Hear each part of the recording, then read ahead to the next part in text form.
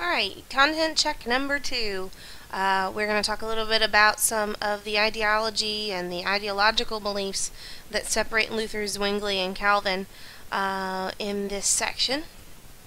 So first of all, take a second to take a look at this, read through some of the things. A lot of it we've talked about already, or it's a review. The thing that I really want to focus on this slide is going to be communion and their different beliefs, because this is really what's going to set apart Calvin from Luther from Zwingli. We know that Calvin believes in predestination, so he's got his own thing with predestination and those differences of God choosing the chosen before, choosing the elect before they're even born. But where Zwingli and Luther are going to disagree is going to be in the transubstantiation process, the communion, what happens during communion. So a little bit of background. When you partake of communion, it's essentially going to be a reenactment of the Last Supper, the last night with his disciples, that was pictured back in our Leonardo da Vinci's Last Supper painting from the Renaissance. And Jesus essentially says, "Drink this wine in remembrance of me, it is my blood. Drink this, eat this bread in remembrance of me, it is my body that is broken for you. The blood that's shed for you, the body that's broken for you on the crucifix." So when Christians take communion, they're kind of reliving this last supper, and also just giving thanks to God for his sacrifice, etc.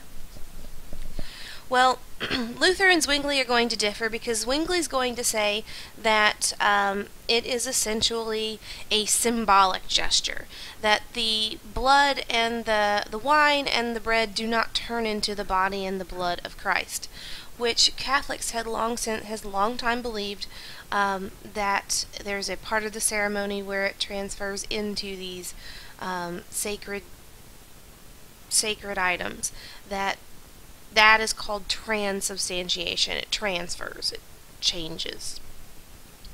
Zwingli's going to argue, no, it doesn't actually change. Absolutely not. It is a symbolic gesture. And they're going to go back and forth on this for quite a long time. They're really going to duke it out until finally they just kind of have to go their own separate ways. And so you got some differences there. Calvin, of course, has got his predestination thing. So each of these three contemporaries, these people who are living at the same time, they're conversing with each other, they are going back and forth on doctrine, are all living and chatting with each other. Each of these three guys are going to kind of go their own separate ways. Impact of Luther's beliefs. Make sure you take a quick look at this, especially with those social classes.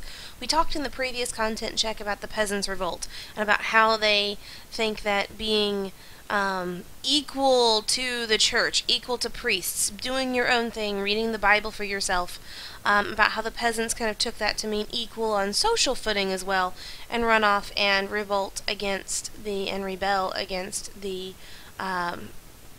princes and the rulers, and that this is not something that Luther had originally wanted. Speaking of things Luther had not originally wanted, Luther did not originally intend to break away from the Catholic Church. We'd had previous folks question the church, Wycliffe, Huss, Erasmus, etc., and they hadn't broke away or changed from and started a brand new religion. So this was not something that Luther had in mind in the original, with his original intentions. He legitimately wanted to transform and update the church, get them to change their ways. But as we know, that's not how the story goes. The printing press gets involved, the princes get involved. They want him to change. They want change. They want things to break away and start this new religion. And so Luther, with Lutheranism, is going to cause that split. Luther in the language, again, the printing press, you can take a look at all that, democratized or egalitarian religion, etc. These are all things associated with Luther. Luther and his impact on women. You need to take a quick look at this. Whatever the pardon me, whatever does the Women of AP Euro packet say. This is a big focus because not only are you going to get to talk about Luther and his Reformation if you ask an FRQ on this, but you also get to include women somehow. So it's kind of like a 2-for-1. The impact on women, and hopefully our Luther groups will go over this pretty well in class when we have the Luther presentation. They encouraged education for girls. They thought that women should be an efficient wife. Their main job was to have lots and lots of babies so that they could spread Protestantism. I mean, if you've got lots of babies, they're going to be Lutheran babies. So hey, that was great. More Lutherans in the world. So the women's role in the home really gave them some dignity. It wasn't looked down upon. It was, that is kind of your deal. That is your job. That's your place. You take care of it. Because as we know, Luther does get married. Germany and the Protestant Reformation. Now, this is going to cause shockwaves to the Holy Roman Empire. We talked a little bit in class about how, and in the previous content check, about how this is going to be kind of the beginning of the end, or at least the start of the beginning of the end. The true beginning of the end of the Holy Roman Empire will be under Charles V's son, Philip. But let's take a look here. We know that the Holy Roman Empire is this land and territory that is ruled by the Holy Roman Emperor. And at this time, the Holy Roman Emperor-elect is Charles V. The Habsburg family had fought previous generations, like his 2 generations before, to really take this over. So they were kind of new at this Holy Roman Empire thing. But they are, their family seat is in Austria and Bohemia and that territory.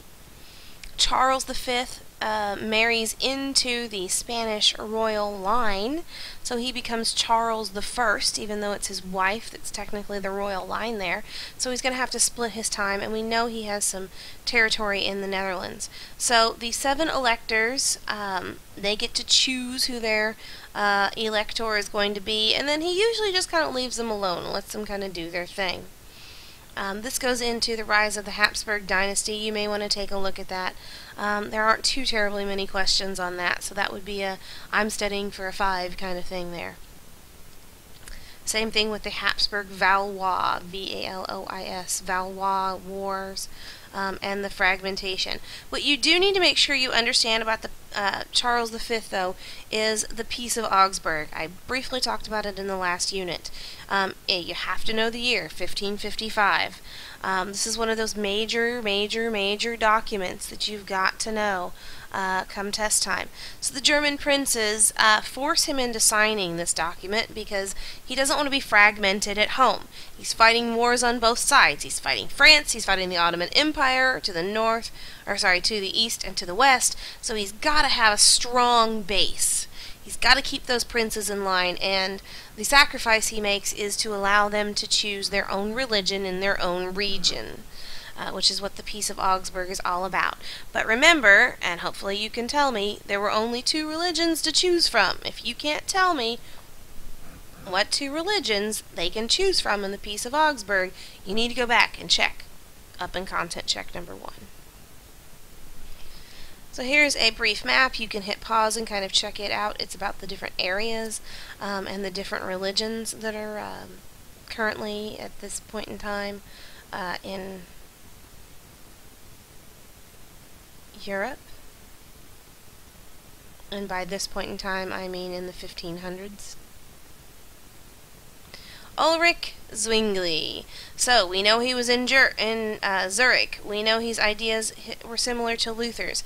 It does say that he denied all of the sacraments, and I am double checking on that because I think there's a test question where that kind of comes into question because he does actually believe in communion. So I'm going to double check on that. I think this is a fault that we found in the notes in previous years.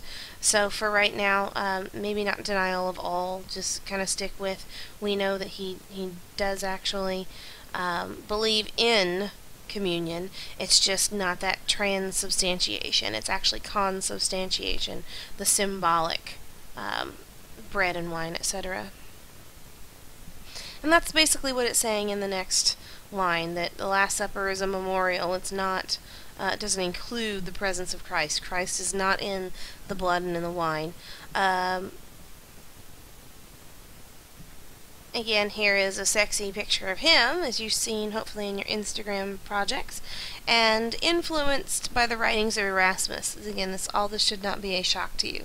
John Calvin should also not be a shock.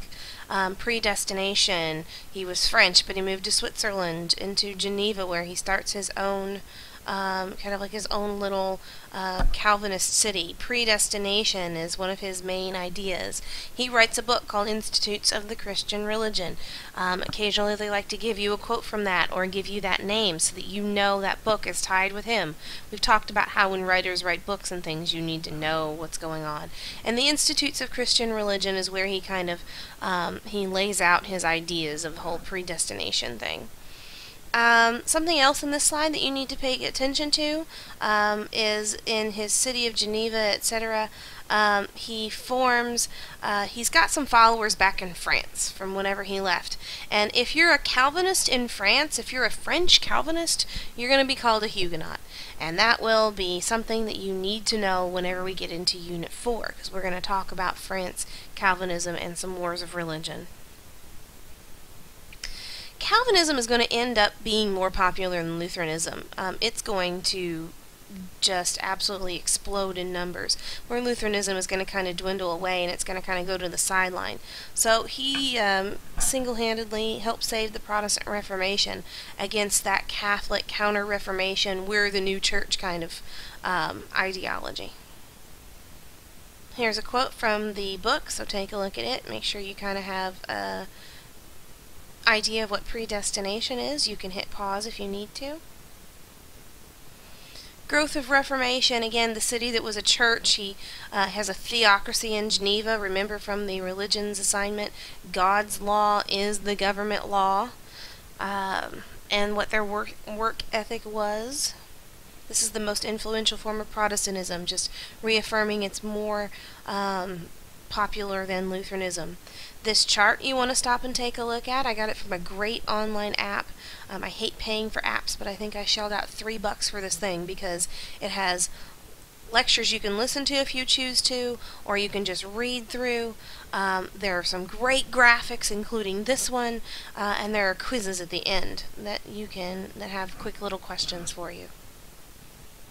So, there we're at the end. Please make sure you can answer these questions. Definitely these Zwingli, Calvin, and if you throw Luther in there, you've got yourself a study guide question.